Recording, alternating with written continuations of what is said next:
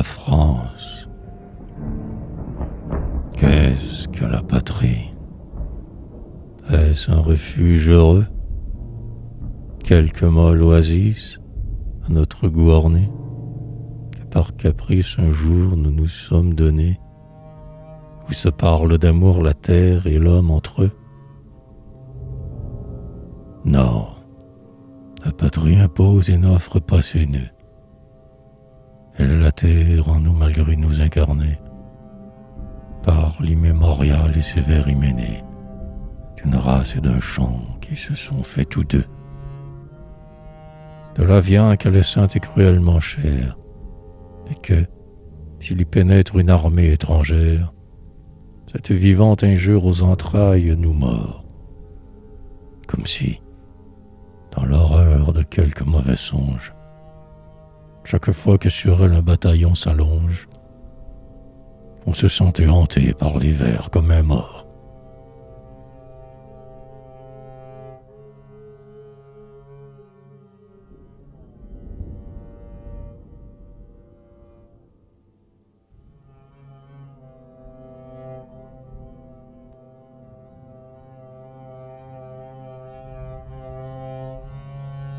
Tous les vaincus d'hier n'ont pas l'air soucieux.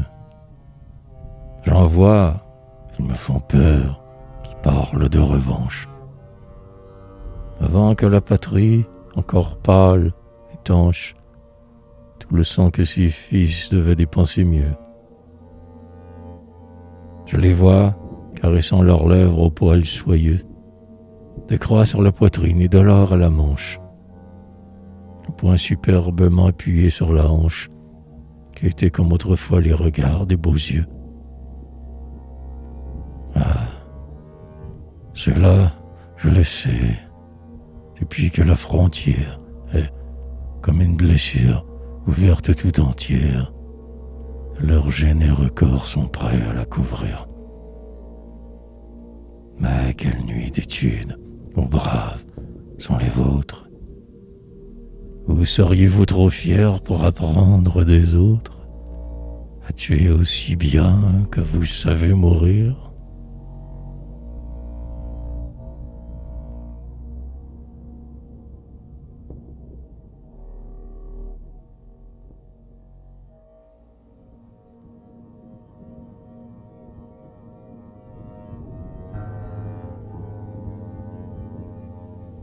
Et non des vieux combats où nous avons vaincu, près de ces fleuves, Rhin, Moselle, Sambre, Meuse, dont jusqu'à la Merlonde par nos fameuses ne nous semblait baigner qu'un empire exigu. Ces noms dont notre gloire a si longtemps vécu, je ne peux les entendre aujourd'hui. Je leur creuse une tombe en mon cœur, muette et ténébreuse. Leur beau son me fait mal comme un sarcasme aigu. À ces noms, chaud encore, étourdiment s'enflamme, l'aiglon que chaque enfant porte, chez nous, dans l'âme, de la ruse et du nombre insensé contenteur. France, la craie en main, sur un tableau d'école, construit, sans vanité, la longue parabole que promet la justice au boulet rédempteur.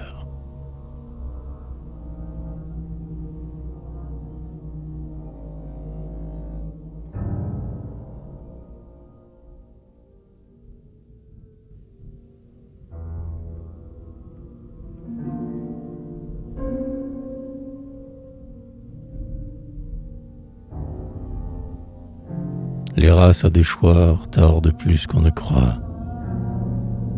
Héroïques aïeux, dans le sang de chaque homme, ont amassé longtemps des vertus dans la somme, patiemment accrues avec lenteur des croix. Sur le front de Caton siégeait l'orgueil du droit, la prêtrise du vouloir, la prudence économe. Et plus d'un rustre encore dans les faubourgs de Rome porte haut ce front court solidement étroit, debout et pensive, à mes yeux se découvre la foule des grands morts qui couronnent le Louvre.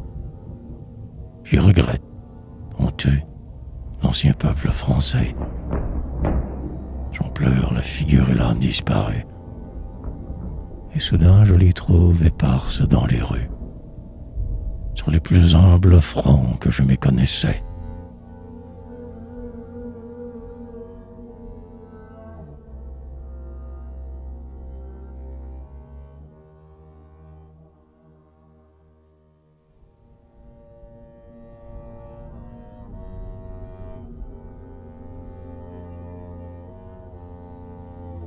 Oui, grands morts, dans vos fils vous êtes descendus, de ces formes de pierre où votre vieux génie dort dans la vérité, sous la voûte infinie. Dans la France pourtant vous n'êtes pas rendu, votre âme en nous languit veuve de ses vertus. En nos corps énervés, votre sang se réunit, et votre type en nous perd sa mâle harmonie. Ô vous, fermes esprits de ferme chair vêtus, car plus d'un fils indigne outrage dans son être, le fantôme égaré d'un magnanime ancêtre, qui meurt autant de fois qu'il a laissé d'enfants. Et plus d'un, votre égal, noué par l'ignorance, promène d'un penseur la stérile apparence, où vous ne renaissez qu'enseveli vivant.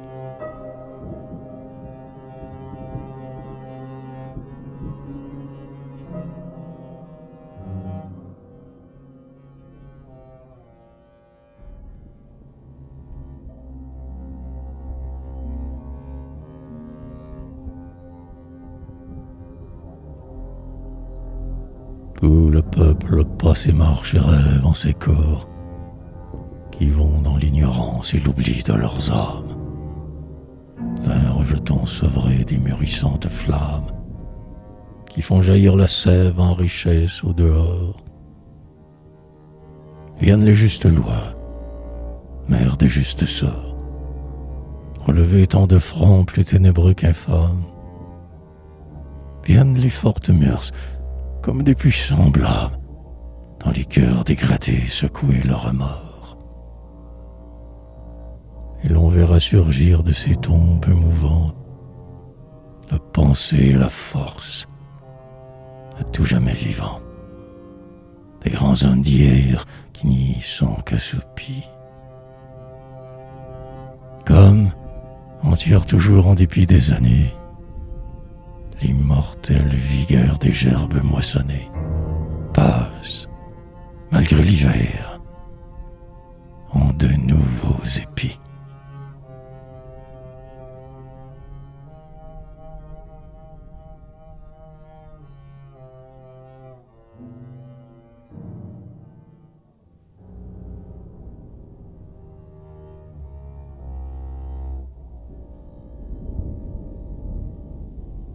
Comme un astre ébauché par ses propres tourments, pour se faire une écorce habitable et qui dure, disloque mille fois sa grande architecture, sans perdre une vertu de tous ses éléments. De même, en son chaos de décombres fumants, la France, qui se cherche une assise future, bouleverse ses mœurs sans changer sa nature. Elle n'a rien perdu de ses divins ferments. Je compte avec horreur, ô France, dans l'histoire, tous les avortements que t'ont coûté ta gloire. Mais je sais l'avenir qui tressaille en ton flanc. Comme est sorti le blé des broussailles épaisses, comme l'homme est sorti du combat des espèces, la suprême cité se pétrit dans ton sang.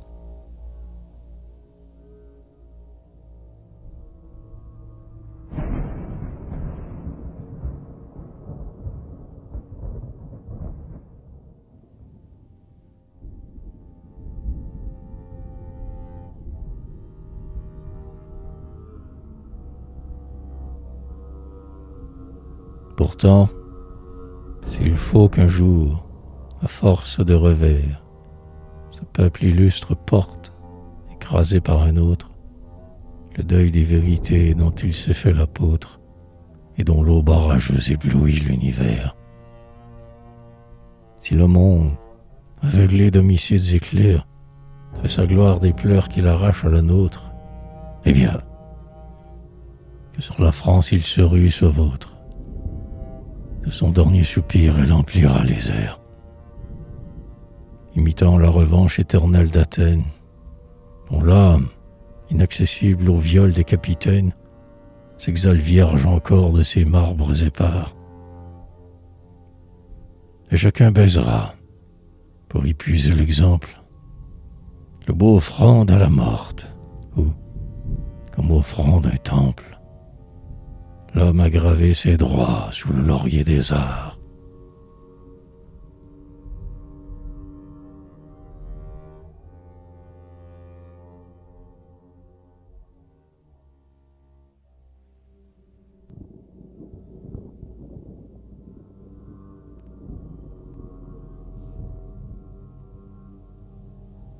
Vous qui, les beaux loisirs empruntant les beaux noms, revêtez l'idéal d'une forme qui touche, où fuirez-vous l'Europe, aux muses qui effarouchent, le tonnerre insultant des stupides canons?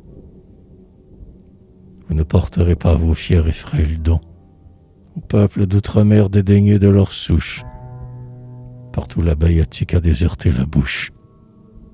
Vous laisserez la vie errer seule à tâtons. Ah, du moins renouez votre céleste ronde sur l'invisible pente où l'élite du monde se range sans drapeau pour vous tendre la main. J'ai beau faire, j'émigre où s'enfuit la concorde. Je tiens de ma patrie un cœur qui la déborde. Et plus je suis français, plus je me sens humain.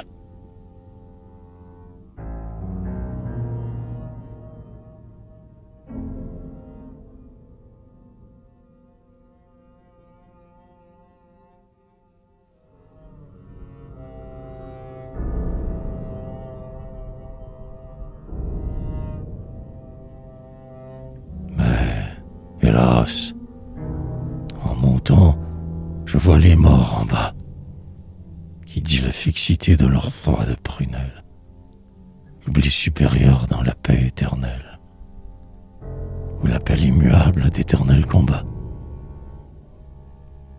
Ô mort, révélez-nous la leçon du trépas, la jeunesse qui porte un monde vierge en elle, attend sur vos tombeaux, comme une sentinelle, le mot d'ordre à venir qu'on ne lui donne pas. L'aveugle hérédité des haines l'humilie, mais elle se sent lâche aussitôt qu'elle oublie. Comme elle craint sa fougue, elle craint la torpeur. Mort, ne la trompez pas sur votre vœu suprême. Partez, inspirez-lui pour la vengeance même, de grandir simplement sans reproche et sans peur.